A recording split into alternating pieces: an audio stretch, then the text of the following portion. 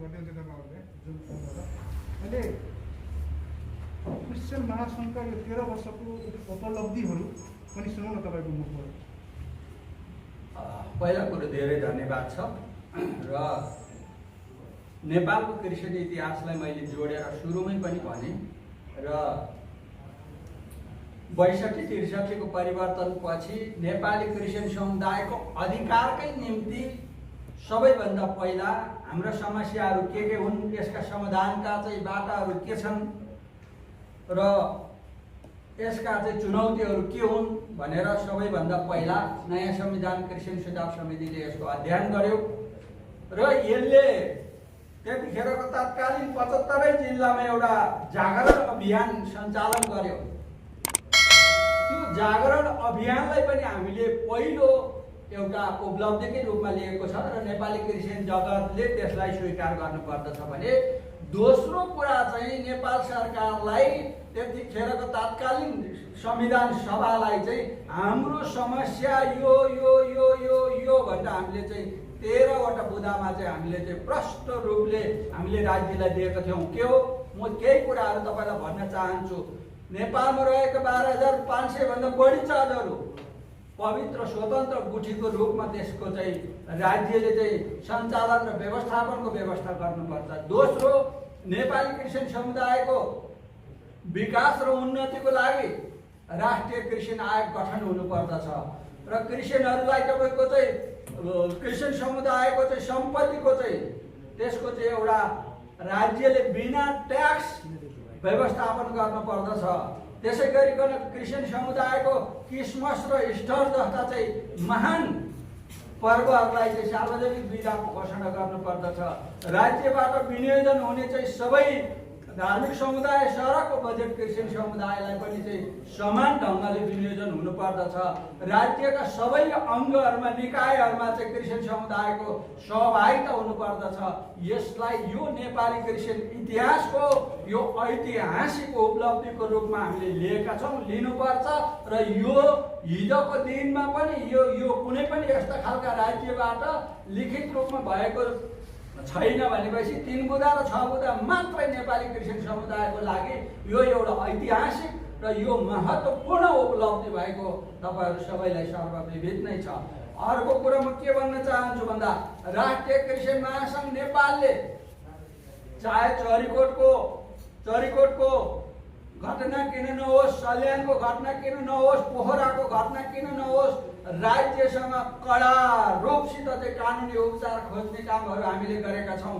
त्यति मात्रै नभएर संयुक्त राष्ट्रसङ्घको मानवाधिकारमा राष्ट्रिय क्रिस्चियन महासङ्घको तर्फबाट नेपाल सरकारले गरेका चाहिँ अन्तर्राष्ट्रिय सम्झौता सन्धिको हस्ताक्षरलाई कार्यान्वयन गर्नलाई हामीले चाहिँ ढोका घचघच्याएका छौँ भने संयुक्त राज्य अमेरिकाले एउटा वर्ल्ड वाइड रूपमा चाहिँ एउटा धार्मिक स्वतन्त्रताको जुन ऐतिहासिक कार्यक्रमहरूमा राष्ट्रिय क्रिस्चियन महासङ्घको तर्फबाट त्यहाँ सहभागिता र त्यहाँ आवश्यक भूमिका हामीले निर्वाह गरेका छौँ। यो नेपाली क्रिस्चियन इतिहासको लागि यो धेरै एउटा महत्त्वपूर्णको कुरा छ र यसलाई तपाईँको चाहिँ हामीले सबै नेपाली क्रिस्चियन समुदायले यसलाई चाहिँ लिनुपर्दछ।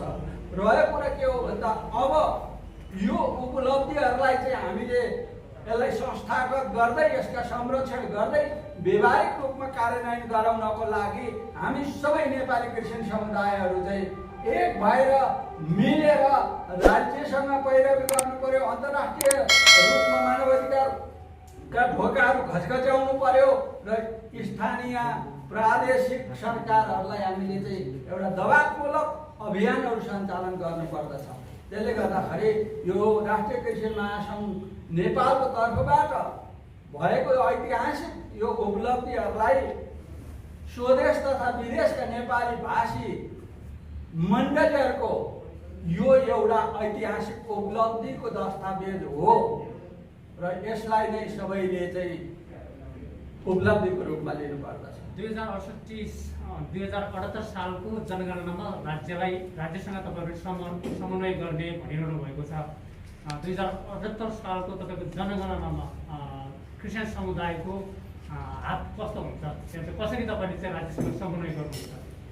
पहिला कुरो 78 को कुरा गर्दाखेरि 68 सालमा अलिकति फर्किनु हामी चाहन्छौँ। किन भन्दा 2068 सालको जनगणनामा राज्यले जुन खालको चाहिँ जनगणना गर्यो त्यहाँ नेपाली क्रिस्चियन समुदायले उल्लेखनीय रूपले व्यावहारिक रूपले सहभागी हुन सकिएन र त्यतिखेर पनि हामीलाई लाग्यो राज्यले गरेको चाहिँ यो जनगणना निष्पक्ष हुन्छ, व्यावहारिक हुन्छ होला भनेर हामीले खासै भूमिका खेल्न सकेनौँ। र जब राज्यले सार्वजनिक गर्यो, सार्वजनिक गरिसकेपछि त्यहाँ 1.4 जुन डाटा थियो अहिलेको नेपाली क्रिस्चियनको यो के अरे राज्यको तथ्याङ्क अनुसार चाहिँ 3,75,000 को हाराहारीमा राज्यले सार्वजनिक गर्यो र त्यसको विषयमा हामीले अलिकति अध्ययन गऱ्यौँ र रफली जिल्लामा कतिवटा चर्च छन्, कति हाम्रा मान्छे छन् भनेर हामीले सो अध्ययन गऱ्यौँ। सो अध्ययन गर्ने क्रममा हामीले हामीले चाहिँ 12,000 बराबर चर्च रहेको र 30 लाख बराबर चाहिँ हाम्रा विश्वासी दाजुभाइ रहेको हामीलाई रफली डाटा हामीले सङ्कलन गऱ्यौँ र त्यो पाइसकेपछि हामीले तत्कालीन रूपमा नै त्यो नेपाली क्रिस्चियन समुदायको चाहिँ यो तथ्यपूर्वक चाहिँ यो राज्यले गरेको सर्वेक्षण व्यावहारिक छैन, यो हामीलाई मान्ने छैन, हामीसँग चाहिँ 12,000 चर्च छन्, 30 लाख जति मानिसहरू छन्, किन यसरी अव्यावहारिक तथ्याङ्क चाहिँ सार्वजनिक गरियो भनेर हामीले तथ्याङ्क विभागमा गएर ज्ञापन पत्र दियौँ, गृह मन्त्रालयमा दियौँ, प्रधानमन्त्री कार्यालयमा दियौँ र हामीले पत्रकार सम्मेलन गरेर यो हामीलाई स्वीकार्य छैन भनेर हामीले भन्यौँ र त्यतिखेरै हामीले घोषणा गऱ्यौँ कि अब यो जनगणना अब हुने जनगणनामा चाहिँ क्रिस्चियन समुदायको प्रत्यक्ष भूमिका र सरकार रहनु आवश्यक छ भनेर हामीले त्यतिखेर हामी आफै पनि गर्छौँ भन्ने घोषणा गऱ्यौँ र राज्यलाई गर्ने कुरामा पनि हामीले चाहिँ त्यतिखेर एउटा वचनबद्धता गऱ्यौँ। अब हामी आफै सक्रिय हुनुपर्छ भनेर हामी लाग्यौँ। त्यही सन्दर्भमा 2078 को राज्यले जब जनगणना गर्ने घोषणा गर्यो, यो अवस्थामा राष्ट्रिय क्रिस्चियन महासङ्घ नेपालले 2टा अभियानहरू सञ्चालन गरेका छ। त्यो अभियानको जहाँ हाम्रो उपमहासचिव चाहिँ पास्टर धनराज घिमिरेज्यू संयोजक हुनुहुन्छ। एउटा अभियान भनेको के हो भन्नुहुन्छ भन्दाखेरि 2078 मा राज्यले गर्ने जनगणनामा नेपाली क्रिस्चियन समुदायको तर्फबाट सचेतना अभियान सञ्चालन गर्ने। त्यो सञ्चालन अभियानका केही स्वरूपहरू म तपाईँलाई बताउँछु। सबैभन्दा पहिला तथ्याङ्क विभागले एउटा चाहिँ सर्वपक्षीय बृहत मन्त्री स्तरीय मिटिङ गरेको थियो र राष्ट्रिय क्रिस्चियन महासङ्घलाई आमन्त्रण गरिएको थियो र हाम्रो महासङ्घको तर्फबाट चाहिँ संयोजक उपमहासचिव धनराज घिमिरेज्यू जानुभएको थियो र त्यहाँनिर उहाँले हाम्रा केही महासङ्घको धारणाहरू पनि राख्नु भएको थियो। त्यहाँ चाहिँ हामीलाई पनि प्रत्यक्ष रूपमा यो राज्यले गर्ने जनगणनामा एउटा सहकार्य अथवा हामीलाई भूमिका क्रिस्चियन समुदायको हुनुपर्दछ र यहाँ हामी ढुक्क भएर म क्रिस्चियन हो भनेर चाहिँ त्यहाँ नाउँमा चाहिँ त्यहाँ चाहिँ दर्ज गर्न पाउनु पर्दछ भनेर महासङ्घको तर्फबाट त्यहाँ राखिसकेपछि र त्यहाँ त्यो तथ्याङ्क सङ्कलन गर्दाखेरि क्रिस्चियन समुदायको पनि त्यहाँ चाहिँ त्यो समितिहरूमा सहभागी हुनुपर्छ भनेर हामीले किटाणीका साथ त्यहाँ चाहिँ हाम्रो सुझावहरू राखिसकेपछि केन्द्रमा त्यो बन्न सक्ने अवस्था भएन। कमिटी बनिसकेको छ र प्रदेश र तल्लो तहहरूमा चाहिँ हामी चाहिँ त्यसको लागि केही समन्वय गर्न सक्छौँ भन्ने कुरा तथ्याङ्क विभागले चाहिँ हामीलाई जानकारी गराएको कुरा हामीले थाहा पायौँ। त्यस पछाडि हामीले अभियान सञ्चालन गऱ्यौँ र त्यो अभियान सञ्चालन सँगसँगै पहिलो अभियान नेपाली क्रिस्चियन समुदायलाई सचेत बनाउने यो 2078 को जनगणनामा चाहिँ हामी सचेत रहने र म क्रिस्चियन हो भनेर चाहिँ तपाईँको त्यो फर्ममा चाहिँ लेखाउने, त्यसको लागि हामी सचेतन अभियान देशैभरि हामीले सुरु गरिसकेका छौँ। 7वटा प्रदेशमा हामीले एक खालको भर्चुअल जुम मार्फत हामीले चाहिँ तालिमहरू पनि सुरु गरिसकेका छौँ र त्यो सँगसँगै हामीले चाहिँ क्रिस्चियन समुदायको अवस्था स्थितिलाई सर्वेक्षण पनि हामीले सँगसँगै अगाडि बढाइसकेका छौँ। अब रहेको कुरा के हो भन्दा त्यसको त्यो हामी किन गर्छौँ त 2टा कुरा हामीले बुझ्नुपर्ने कुरा चाहिँ के छ भन्दा किन नेपाली क्रिस्चियन समुदाय जो राज्यले गर्ने जनगणनामा सहभागी हुनु पर्यो, किन नेपाली क्रिस्चियन समुदायको चाहिँ सर्वेक्षण हामी आफैले गर्नु पर्यो भन्दाखेरि त्यहाँ दुईटा महत्त्वपूर्ण कारण नेपाली क्रिस्चियन समुदायले बुझ्नुपर्छ। नम्बर एकमा म नेपाली क्रिस्चियन हो भनेर त्यहाँ राज्यको तथ्याङ्कमा आफ्नो आस्थाको त्यहाँ नाम लेखाउनु, ख्रिस्टको नाम लेखाउनु भनेको हामी स्वाभिमान बन्नु हो र हाम्रो अधिकार सुनिश्चित गर्नु हो। त्यसको निम्ति हामीले देशैभरिका क्रिस्चियन समुदायलाई सचेत बनाउने अभियानमा हामी लागिसकेका छौँ। अब रह्यो कुरा यसलाई, यो अभियानलाई नेपाल सरकारसँग हाम्रो सहकार्य गर्ने हाम्रो तपाईँहरूले न्युजमा हेरिसक्नुभयो होला। हामीले तथ्याङ्क विभागसँग बसेर चाहिँ लामो छलफल गरेर राष्ट्रिय योजना आयोग, प्रधानमन्त्री कार्यालयदेखिका हाम्रो समन्वय हुँदै आएर हामीले अब यो अभियानलाई दुईटैको कुरामा हामी सँगसँगै लैजान्छौँ। एउटा सचेतना अभियानमा हामी समन्वय गर्छौँ, राज्यले हामीलाई त्यसमा सघाएर विभिन्न तालिमहरू संयुक्त रूपले सञ्चालन गर्छौँ। दोस्रो के गर्छौँ भन्दा नेपाली क्रिस्चियन समुदायको अवस्था स्थितिको सर्वेक्षण नेपाल सरकारसँग समन्वय गरेरै हामी सर्वेक्षण गर्छौँ। त्यसका स्वरूपहरू, त्यसका चाहिँ वैधताका आधारहरू योभन्दा पछाडि हामीले, यो राष्ट्रिय भेलाभन्दा पछाडि हामीले चाहिँ के गर्छौँ भन्दा तपाईँहरूलाई फेरि बोलाउँछौँ। हाम्रा यसका स्वरूपहरू यो हुन्, वैधताका आधारहरू यो हुन्, हामी यो तरिकाले काम गर्छौँ भनेर तपाईँहरूलाई भनेर ओपनली कुनै कुरो लुकाउनु पर्ने छैन हामीलाई। किनभने हामी यही समुदायको स्वाभिमानको लागि लडेका छौँ, यही समुदायको पहिचानको लागि हामी लागेका छौँ। र यो सर्वेक्षणमा जोडिनु, सचेतना अभियानमा जोडिनु भनेको मैले अघि नै पनि भने हामी नेपाली क्रिस्चियन समुदायको हाम्रै स्वाभिमानको लागि हामी नै अभियानमा लागौँ। अध्यक्षज्यू, त्यसो हो भने क्रिस्चियनहरूको जनगणना चाहिँ सरकारले गर्दैन, महासङ्घले गर्ने हो कि सरकारले गर्ने? अलिकति प्रश्न भएन जस्तो लाग्यो। होइन, यो प्रश्न चाहिँ भएको, हजुरले चाहिँ कन्फ्युज भएको। यो मैले प्रश्न के भने भन्दाखेरि तपाईँ दुईवटा कुरा सुन्नुहोस्। सरकारले गर्ने 2078 को जनसङ्ख्यामा क्रिस्चियन समुदाय चाहिँ सचेत रहने र राज्यले तयार गरेको फर्ममा चाहिँ के गर्ने हो भन्दा म क्रिस्चियन हो भनेर त्यहाँ जस्तो हिन्दू, बुद्धिस्ट, किरात, मुस्लिम, क्रिस्चियन भनेर लेखिएको ठाउँमा जस्तो त्यहाँ धेरै के हुन्छ भने हाम्रो समुदाय सचेत नहुँदाखेरि मान्छेले के गर्दा रहेछन् खुरु रामबहादुर श्यामबहादुर लेख्दै गयो, तल धर्ममा आफै टेक लगाइदियो अनि यो एउटा धर्म हो भनिदियो, म नाम लिन चाहन्न। त्यो अवस्थामा पहिला कुरा हामी सचेतना अभियान चलाउँछौँ। दोस्रो कुरो चाहिँ सर्वेक्षण भनेको के हो भन्दा त्यसका चाहिँ फरक पाएका छन्, पृथक कुराहरू छन्, त्यहाँ थुप्रै कुराहरू छन् छुटेका।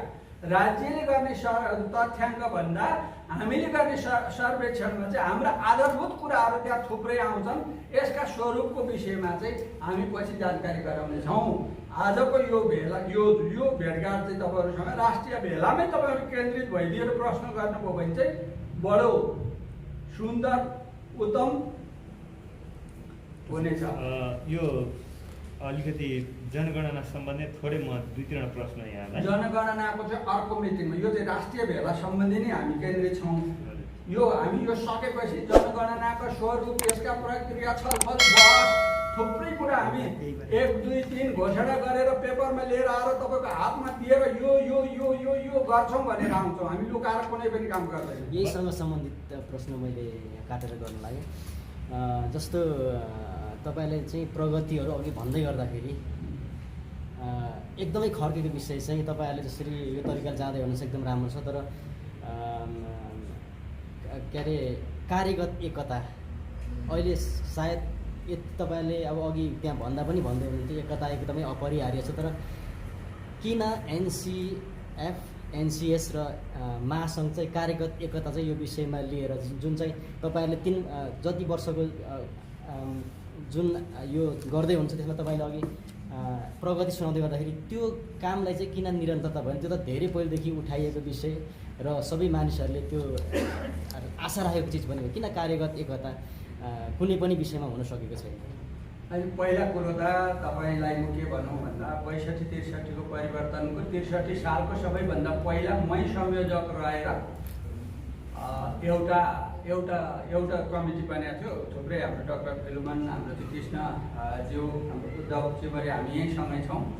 त्यतिखेर एजीको तर्फबाट सामेल बमजन, अगापेको तर्फबाट सामेल कार्थ, कोइनुनियाको तर्फबाट रेभरेन्ड प्रकाश सुब्बा, बत्तिसको तर्फबाट रत्न राई, अनि हाम्रो एनसिएफको तर्फबाट हाम्रो चाहिँ डाक्टर होइन महाजन दाइ के हुनुहुन्थ्यो अरे, नारायण महाजन, सिमोन पाण्डेज्यू लगायतका यो जुन कुरा अहिले मैले उपलब्धि भनेर बोलेको दस्तावेज छ त्यहाँ सबै उहाँहरूको हस्ताक्षर छ। डाक्टर सुन्दर थापा सबैजनाको त्यो एकता र सहमति आवश्यकता भएरै सबै कुरो गरेको हो। र अहिले पनि हामी त्यही लिगमा त्यही काम खुरुखुरु गरिरहेछौँ। त्यसले गर्दाखेरि जस्तो यो है तपाईँले कोट गर्न खोजेको प्रश्न मैले बुझेँ। त्यसका बहस छलफलहरू भइरहेका छन्। यहाँ संस्थाको भूमिकाहरू, सङ्घका भूमिकाहरू, यसका मण्डलीहरूका भूमिकाहरू, यी सबै खालका विषयमा बहस छलफल गरि नै रहेछौँ हामी सबै कुराहरूमा। यो तपाईँको चाहिँ जुन खालको अहिले तपाईँको प्रश्न चाहिँ विश्वमै रहेका नेपाली भाषी मण्डलीहरूको प्रश्न छ, जिल्लाका सबै मण्डली पास्टर अगुवाहरूको प्रश्न छ र यसको टुङ्गो पनि छिटै लाग्छ। सबैजना बसेर छलफल गरेर कतिवटा कुरामा एक अर्का बिचमा क्लियर भएर यो टुङ्गो लाग्छ। हामी सबै मिलेर गर्नुपर्छ, मिलेर गर्छौँ। यहाँले धेरैचोटि भन्नुभइसक्यो यो टुङ्गो छिटै लाग्छ, तर टुङ्गो चाहिँ कहिले लाग्छ?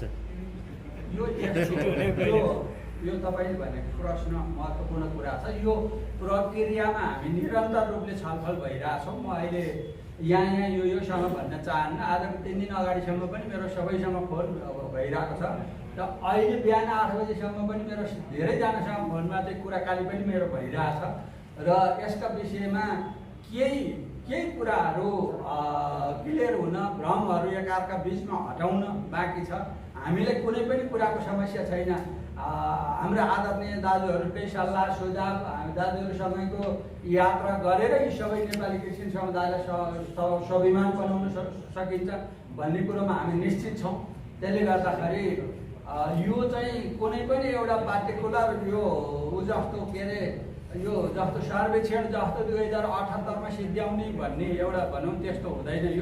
यो छलफल गर्दै जाँदा 2 महिना 4 महिना वर्ष दिने लाग्न सक्छ। यो चाँडै पनि टुङ्गिन सक्छ। त्यसले गर्दाखेरि सिद्धिएको अवस्थामा सबभन्दा पहिला भन्ने नै तपाईँहरूलाई हो त। अन्त गएर हामी कसलाई भन्नु छ? छिटो आउनुहोस्, छिटो कुरा मिलिसक्यो भन्ने तपाईँहरूलाई हो त। राष्ट्रिय क्रिस्चियन महासङ्घले विगतदेखि अहिले यो 13औं वर्ष पनि पार गर्न लाग्दा हामी शुभकामना, अग्रिम बधाई पनि दिन चाहन्छौँ। तर त्यो सँगसँगै जुन हजुरले भन्नुभयो विभिन्न गृह मन्त्रालयमा, प्रधानमन्त्री कार्यालयमा विभिन्न खालका जुन मिटिङहरू भए अथवा राष्ट्रिय मानवाधिकार आयोगसँग विभिन्न हामीले बेला बेलामा सुनिरहेका छौँ। तर तपाईँको अन्तिममा गएर चाहिँ बालुवामाथि पानी खन्याए जस्तो अहिले पनि क्रिस्चियनहरूको लास व्यवस्थापन गर्ने ठाउँ नै छैन, होइन? क्रिस्चियन महासङ्घले यत्रो 12 वर्ष 13औं वर्ष जुन सङ्घर्ष गर्यो त्यसको उपलब्धि चाहिँ के हो अलिकति बताइदिनुहोस् न। तपाईँले महत्त्वपूर्ण प्रश्न गर्नुभएको छ। यो कहिलेकाहीँ के हुन्छ भन्दाखेरि कहिलेकाहीँ चाहिँ त्यो के भन्छ गैँडाको नाकको पित्तो चाहिँ गैँडालाई थाहा हुँदैन अरे के गनाको। तर त्यो गैँडा हिँडेको बाटोमा अरूलाई गन्ध आइरहेको हुन्छ। नेपाली क्रिस्चियन समुदायको समाधि स्थलको विषयमा 40 दिनसम्म त्यत्रो धुमधाम 40 दिनसम्म रेलियन्सन बसेर त्यहाँ नेपालको राजधानीको मुटुमा त्यत्रो गरेर संस्कृति मन्त्रीले लगायतका चाहिँ 3 बुँदा सहमति भएको छ। 400 वर्षको क्रिस्चियन इतिहासमा राज्यले क्रिस्चियन भनेर लेखेको काहीँ तपाईँको एउटा अक्षर तपाईँ निकाल्न सक्नुहुन्छ? कुनै नेपाली क्रिस्चियन माइकेलालले सक्दैन। त्यो राष्ट्रिय क्रिस्चियन महासङ्घ नेपालले क्रिस्चियन भनेर स्वीकार त गर्यो नि राज्यले, त्यस सहमति त गर्यो नि। अब त्यसलाई कार्यान्वयन गराउनको लागि हामी सबै लाग्न परेन? सबै लाग्नु पर्यो। बरु म आग्रह गर्न चाहन्छु तपाईँहरूलाई, राज्यले नेपाली क्रिस्चियन समुदायसँग चाहिँ गरेको सहमति कार्यान्वयन गर्न व्यवस्था गर्यो। यो मानवाधिकारको उल्लङ्घन भयो, यो सरकार के अरे इमान्दारी भएन भनेर अलिकति तपाईँ मिडियामा हल्लो खल्लो गर्नु न साथीहरू। हामी त लागिरहेछौँ त तपाईँहरूसँगै त। कस्तो हामीले भन्नुभन्दा पनि तपाईँ राज्यलाई घच्याउनु सबै मिलेर। होइन, यहाँ चाहिँ के भएको छ भने क्रिस्चियन समुदायको स्वाभिमान र पहिचानको लागि राष्ट्रिय क्रिस्चियन महासङ्घ लागिराखेको छु भन्ने, दौडिरहेको छु भन्ने होइन, तर यता उपलब्धि केही पनि नदेखिने। अनि त्यसले गर्दाखेरि यसको लागि त हजुरहरूले दबाब दिनु पर्यो होइन। यो तपाईँले यसरी बुझ्नु पर्यो कि हाम्रो यो पहिचान र स्वाभिमान भन्ने चाहिँ उपलब्धि यो सेयर मार्केटको सेयरको जस्तो यति आज बढेछ भोलि यति बढेछ भन्ने हुँदैन। त्यो स्वाभिमान भनेको नेपाली क्रिस्चियन समुदाय भनेर राज्यले स्वीकार गरेर गरेको सहमति पनि हाम्रो लागि उपलब्धि हो। तपाईँको 63 सालबाट चाहिँ तपाईँको 72 सालसम्म चाहिँ दिएको क्रिसमसको छुट्टी पनि हाम्रो लागि उपलब्धि हो। त्यो गर्ने बेलामा तपाईँले गृहको विज्ञप्ति देख्नु भएन, क्रिस्चियन महासङ्घ र त्यहाँ चाहिँ सर्वोच्चको आदेशलाई गरेर सिफारिस गरिएको भनेर, त्यो पनि हाम्रो उपलब्धि हो।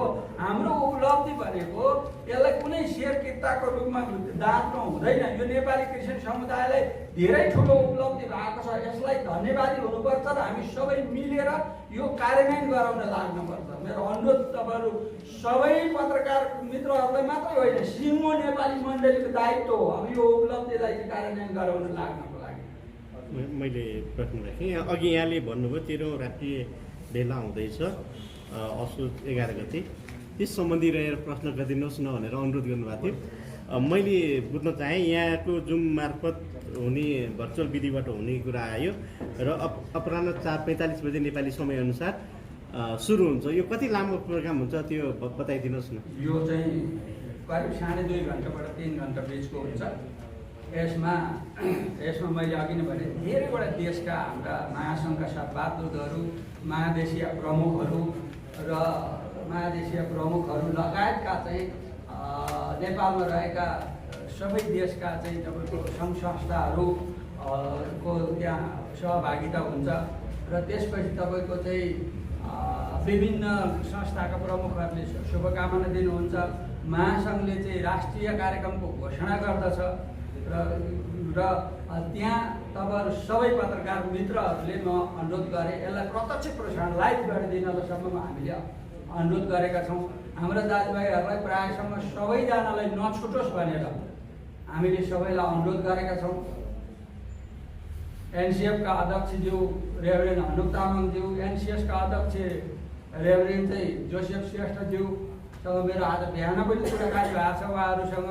उहाँहरू पनि आएर शुभकामना दिनुहुन्छ र हामी सबै मिलेर यो एउटा भेलालाई सन्देशमूलक नेपाली क्रिस्चियन समुदायलाई उत्साहमूलक हामी बनाउँछौँ। जस्तो कि यहाँले भन्नुभयो 2.5 घन्टा, पहिलाको राष्ट्रिय भेलाहरू दिनभरि जस्तो 2 दिन जस्तो लागेर गरिन्थ्यो। 2.5 घन्टामा यहाँहरूले के कुनै भनौँ न पहिला घोषणापत्रहरू तयार गर्नुहुन्थ्यो, यसपालि त्यो सम्भव छ कि छैन? यो सबै कुरा सम्भव छ। पहिला चाहिँ हामीले धेरै एउटा छलफल गरेर गरिन्थ्यो। अहिले चाहिँ त्यो एउटा चाहिँ यो विश्वको परिस्थिति एउटा प्रतिकूल अवस्थालाई पनि हामीले चाहिँ एउटा चाहिँ यो अवस्थामा राष्ट्रिय भेला गर्नुपर्ने भएको हुनाले अहिले नेपाली क्रिस्चियन समुदायको अबको बाटो के हो हामी एउटा मार्गचित्र प्रष्ट गर्छौँ र सबै देशका प्रायःजसो महादेशीय प्रमुखहरू र विशेष गरी प्रमुख संस्थाका प्रमुखहरूले शुभकामना दिनुहुन्छ र त्यहाँ त्यसरी हामीले चाहिँ छोटै समयमा सिद्ध्याउने कोसिस गरेका छौँ यो वर्ष। अन्तिममा एउटा प्रश्न मेरो, यो 13औं राष्ट्रिय भेला सम्पन्न भइसकेपछि नेपाली क्रिस्चियन समुदायले के पाउँछन् त? स्पष्ट पारिदिनुहोस् न। एकदम राम्रो। नेपाली क्रिस्चियन समुदायले 1 नम्बरमा के पाउँछन् भनेदेखि नेपाली क्रिस्चियन समुदायको आजको आवश्यकता के हो 1, 2, 3 गरेर पाउँछन्। दोस्रो कुरा के हो भन्दा हाम्रो दायित्व के हो, नेपाली क्रिस्चियन समुदायको दायित्व के हो। मैले यहाँ साथीहरूको फेसबुकमा देखाएको थिएँ अस्ति नै एकचोटि हाम्रो एउटा चाहिँ संयुक्त मिटिङ भएको थियो नेपालका सबै सङ्घ संस्थाहरूसँग। उहाँले भन्दै हुनुहुन्थ्यो क्रिस्चियनको एकता चाहिँ हालेलुया होसन्ना आमेनमा मात्रै छ अरे भनेर। तर यो भेलाबाट साँच्चै हाम्रो हाम्रो हाम्रो सहकार्य आजको अपरिहार्य भन्ने तपाईँको चाहिँ उद्घोषका साथ हामी अगाडि बढ्छौँ। सबैलाई तपाईँको चाहिँ यो थुप्रै कुराहरू चाहिँ यो आजको आवश्यकता भनेको यो हो र यसका समाधानका बाटाहरू पनि यो हुन् र हाम्रा कर्तव्यहरू पनि 1 2 3 यो हो भनेर हामी प्रष्ट त्यसको एउटा मार्गचित्र चित्रण गर्छौँ। त्यो एउटा घोषणापत्रको रूपमा हामी त्यो दिन सार्वजनिक गर्छौँ र मलाई लाग्छ सम्भवतः त्यसको भोलिपल्ट कसरी चाहिँ त्यो घोषणापत्रलाई तपाईँहरूको बिचमा लैजाने, त्यो दिन त 5 बजेबाट 7 बजेसम्म रात पर्ला, त्यो विषयमा हामी चाहिँ फेरि तपाईँहरूसँग कुरा गर्ने। अनि अधिवेशनहरूको पनि केही छ कि जानकारी? अधिवेशन अहिले यो राष्ट्रिय क्रिस्चियन महासङ्घको महाधिवेशन चाहिँ 5 वर्ष अवधि यसको कार्यकाल हो र यो चाहिँ 2078मा यसको चाहिँ महाधिवेशन हुनुपर्ने हो। देशको यो विषम परिस्थिति भएको हुनाले यो 1 वर्ष 2 वर्ष त्यो कतिको यो परिस्थितिलाई हेरेर हामी चाहिँ केही समय पछि गर्छौँ। अहिले त्यो तपाईँले भन्नु खोज्नु भएको चुनावी केही हुन्छ कि भन्नु खोज्नु भएको, केही पनि हुँदैन। चुनावमा केही पदाधिकारीहरूको चाहिँ हेरफेर हुन सक्ला, त्यो दोस्रो कुरा। रिक्त भएको महासचिवको पद चाहिँ कहिले पूर्ति हुन्छ नि?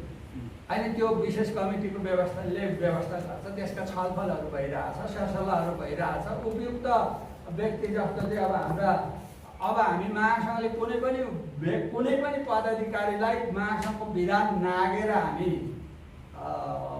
पदीय मर्यादामा तलमाथि गर्दैनौँ। विधानभित्र रहेर भएकै समितिका पदाधिकारी मध्येबाट नियमबाटै हामी चाहिँ महासचिवको छनौट गरेर तपाईँहरूलाई महासचिवकै हस्ताक्षर भएको विज्ञप्ति आउँछ तपाईँहरूलाई। राष्ट्रिय क्रिस्चियन महासङ्घ नेपालले यो अहिले समसामयिक विषयमा विशेष गरेर जस्तो सामाजिक सञ्जालमा बोलेकै भरमा अथवा कसैले गाली गलौज गर्दाखेरि पनि क्रिस्चियनहरूको हक र हितको लागि चाहिँ उत्थान गर्ने संस्थाको रूपमा हजुरहरूले यसको पैरवी गर्नुहुन्छ। तर त्यस्तो बेलामा चाहिँ कहीँ कतै पनि बोलेको पाइँदैन र सुनिँदैन। यो चाहिँ के हो, किन चाहिँ महासङ्घ मौन छ, यो बारेमा अलिकति प्रश्न पारिदिनुहोस् न। दुईवटा कुरा छ यो विषयमा। पहिला तपाईँले इङ्गित गर्न खोज्नु भएको कुरा हाम्रो सुब्बा लिम्बुजीको विषयलाई केन्द्रित गर्नुभएको र कुनै पनि घटनाहरूलाई हामीले व्यवस्था गर्ने हाम्रो कामै यसैको लागि हामी बसेका छौँ। कामै यसैको लागि तपाईँको चाहिँ महासङ्घ जन्मिएको हो। त्यसले गर्दाखेरि तपाईँले यो महत्त्वपूर्ण प्रश्न उठाउनुभयो र सुभाष लिम्बुज्यूको विषयमा उहाँलाई थुनामा परेको केही घन्टाभित्रै पुलिसका उच्च पदस्थ व्यक्तिहरूसँग मेरो लामो कुराकानी छलफल थुप्रै कुराहरू भएपछि उहाँका नजिकका मान्छेले तपाईँहरूले उहाँलाई भेट्नुभयो भने भनिदिनुहोस्, महासङ्घको अध्यक्षले भनेको छ तपाईँलाई भनेर। हामीले उहाँको निम्ति प्रार्थना गऱ्यौँ, राज्यका सम्बन्धित निकायहरूमा यसका चाहिँ लबिङ गर्ने कामहरू गऱ्यौँ। तर उहाँकै निकट मान्छेहरूबाट हामीलाई कस्तो फोन आयो भन्दाखेरि यो मुद्दा हामीले चाहिँ मुद्दा बिग्रिने भएकोले तपाईँहरूले नबोलिदिनुहोस् है, तपाईँहरूले नबोलिदिनुहोस् भनेर आग्रह गरेपछि सुभाषजीकै सम्मानमा हामी चुप लागेको। यो मोबाइलमा मसँग रेकर्ड छ। तपाईँहरूलाई योभन्दा बढी मैले बोल्नेतिर यो राष्ट्रिय भेलापछि सुब्बाजीलाई यहाँ राखेर त्यो कुन कति नम्बरबाट फोन आयो, कसरी के बोले भन्ने कुरा तपाईँहरूलाई सार्वजनिक गरिदिन सक्छु। म त्यसै उभिएर बोल्ने मान्छे होइन हो। त्यसले गर्दाखेरि उहाँको निकट मान्छेले यो चाहिँ तपाईँको चाहिँ नबोलिदिनुहोस् है, यो मुद्दा चाहिँ कुनै धार्मिकसँग जोडिएर आयो भने भोलि उहाँलाई अप्ठ्यारो पर्न सक्छ भनेरै उहाँहरूको आग्रहमा ठिकै छ त त्यसो भए भनेर उहाँकै सम्मानमा नबोलिएको हो। तर म उहाँलाई सोध्न चाहन्छु के हो भन्दा उहाँले नै नबोल भनेको हो कि अथवा उहाँलाई नसोधिकन कसैले त्यसो भनेको हो। यो राष्ट्रिय भेलापछि यसको विषयमा तपाईँहरूलाई मैले प्रश्न गराउनु नै छ र अहिले म यति मात्रै भन्न चाहन्छु कि महासङ्घको तर्फबाट सुब्बा लिम्बुलाई क्रिस्चियन भएकै कारणले राज्यले दुःख दिएको हो, त्यसो भए त पाइँदैन, हुँदैन त्यो कुरा। हामी प्रश्न हिजो पनि भनेका छौँ, आज पनि भन्छौँ, भोलि पनि भन्छौँ। सुब्बा लिम्बू मात्रै होइन, कृषिका कुनै पनि मान्छेहरूलाई चाहिँ राज्यले न्यु पाएको घरीमा, ठाउँ पाएको घरीमा छोड्दैन। यही हो। यो ज्ञानेन्द्र साईले जुन एउटा होइन, सुन्नुहोस् न, एउटा कुरा चाहिँ तपाईँहरू एउटा कुरा चाहिँ के प्रश्न हुनुपर्छ भन्दाखेरि तपाईँको यो देशमा लोकतान्त्रिक गणतन्त्र, धर्मनिरपेक्षता र कानुनको शासन भएको देश हो। अहिले तपाईँको चाहिँ 3 करोड नेपालीमा मलाई लाग्छ लगभग 1.5 करोडको हातमा मोबाइल होला। 1.5 करोडदेखि 2 करोडकोमा जसलाई जतिखेर मन लाग्छ त्यहीँनिर तपाईँको फोन ठड्याएर चाहिँ उसले बोलेको अवस्था छ, बोल्न पाउँछ। उसको त्यो तपाईँको चाहिँ नैसर्गिक अधिकार हो। तपाईँलाई एउटा कुरा चाहिँ आज म के भन्न सक्छु भन्दाखेरि राष्ट्रिय क्रिस्चियन महासङ्घ नेपाल धेरै लामो सुझबुझका साथ, दर्शनका साथ, अध्ययनका साथ, आधारका साथ, वैधानिकताका साथ महासङ्घ गठन र दर्ता भएको छ। संस्थाहरू त थुप्रै खोल्न सकिएला, एबिसी अर्को महासङ्घ पनि तपाईँको चाहिँ परिषद खोल्न सकिएला, जेसुकै गर्न सकिएला। तर राज्यसँग नेपाली क्रिस्चियन समुदायलाई स्वाभिमान बनाउनको लागि, कानुनी सुनिश्चितताको लागि नेपाल सरकार र राज्यसँग भएको सहमति चाहिँ तपाईँको अब जन्मिने कुनै पनि संस्थाले अब नेपालको इतिहासमा त्यो सम्भव छैन। क्रिस्चियन समुदायलाई बलियो बनाउने हो भने, स्वाभिमान बनाउने हो भनेदेखि, हाम्रो पहिचानको सुनिश्चित गराउने हो भनेदेखि राष्ट्रिय क्रिस्चियन महासङ्घलाई नै बलियो बनाउने हो, राष्ट्रिय क्रिस्चियन महासङ्घसँग भएको सहमतिलाई नै कार्यान्वयन बनाउने हो। त्यो भावनामा आएर, आवेगमा आएर यसो गर्न पाए हुन्थ्यो, उसो गर्न पाए हुन्थ्यो। त्यो पहिला कुरो उहाँले के भन्नुभयो मैले सुनेको छैन। दोस्रो कुरो उहाँले त्यो जो मान्छेले हामीलाई फोन गरी नबोल भने त्यो कुरो उहाँलाई थाहा नभएको हो कि यो उहाँको अभिव्यक्ति सुन्दा मलाई त्यो पनि लागेको छ। त्यसले गर्दाखेरि यो विषयमा हामी क्लियर छौँ। यो 30 लाखै क्रिस्चियनहरूलाई सङ्घ संस्था खोल्ने अधिकार त राज्यले दिएको छ त। यो कुनै पनि राष्ट्रिय क्रिस्चियन महासङ्घले क्रिस्चियन जगतको मुद्दा यो यति अरबको टेन्डर पारेर लिएको यहाँ छोइहेर्ला भन्नुपर्ने जरुरी त छैन। यो आफ्नो अधिकारको लागि त सबैले बोल्न, सबैले गर्न पाइन्छ नि त। यो तपाईँहरूले पनि आफ्नो अधिकारलाई गरिरहनु भएको छ।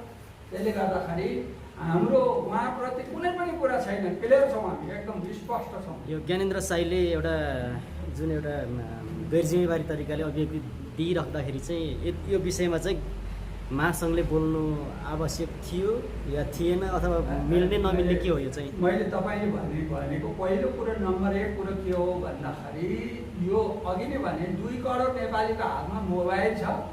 कुनै पनि एउटा तपाईँले नाम लिएको मान्छे, म त्यो मान्छेको नाम लिन पनि मलाई जरुरी छैन। कुनै पनि एउटा नागरिकले मोबाइलमा आएर लाइभ बोल्यो अरे भन्दैमा, मन नलागेको कुरो भन्दैमा यत्रो महासङ्घ हल्लिने। तर सुभाष सुब्बाले त होइन, हाम्रो मान्छे त सबैजनाले बोले त त्यहाँ त हाम्रो मान्छे महासङ्घ बोल्नै पऱ्यो नि त। विश्व हिन्दू महासङ्घसँग हामी बहस गर्ने हो, जनजाति महासङ्घसँग बहस गर्ने हो, हाम्रो काम त राज्यसँग बहस गर्ने हो। त्यस्तो फेसबुकमा त दिनका दिन जोसुकैले बोल्छ त।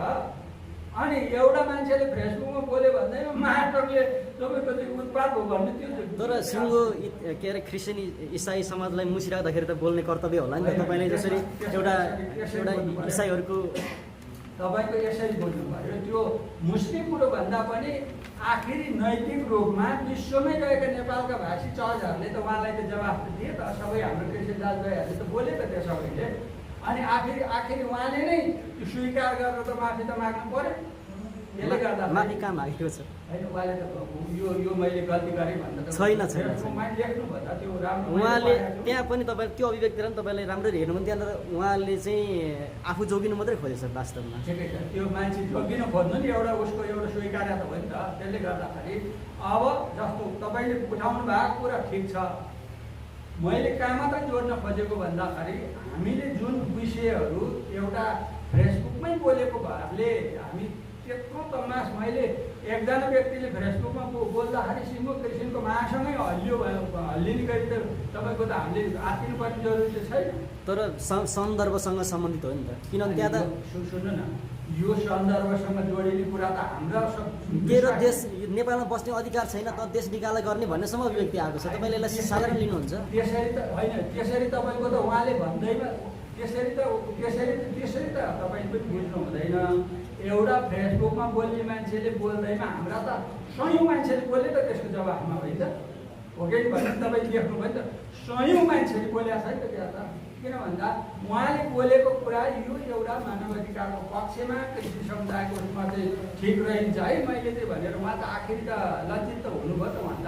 सयौँ व्यक्तिले यसमा चाहिँ जस्तै अब उहाँको भनाइ चाहिँ आयो तर समुदाय कृषि समुदाय चर्चहरूले चाहिँ आधिकारिक रूपमा केही बोलिदिए हुन्थ्यो भन्ने नै अपेक्षा गरेको भने अर्को चाहिँ अब हाम्रै कति मिडियाको मान्छेहरू कतिजनाले लडाउने कोसिस अझै झन् उचाल्ने कोसिस गरेको जस्तो देखियो।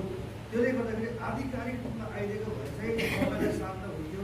कता कता महासङ्घप्रति त्यो विश्वास घट्दै गएको हो कि भन्ने कुराहरू गुनासोहरू हेर्दाखेरि चाहिँ देखेको कारणले बोलिदिएको भए एउटा जे होस् यस्तो यस्तो कुराहरू आइरहेको छ तर हामी आधिकारिक यस्तो मात्रै भनिदिएको भए पनि धेरै मण्डलीलाई विश्वास राहत हुन्थ्यो कि भन्ने कुरा चाहिँ उठेको हो। तपाईँले भनेको कुरो बडो महत्त्वपूर्ण कुरा कसको विषयमा बोल्नु हजुर? कुरा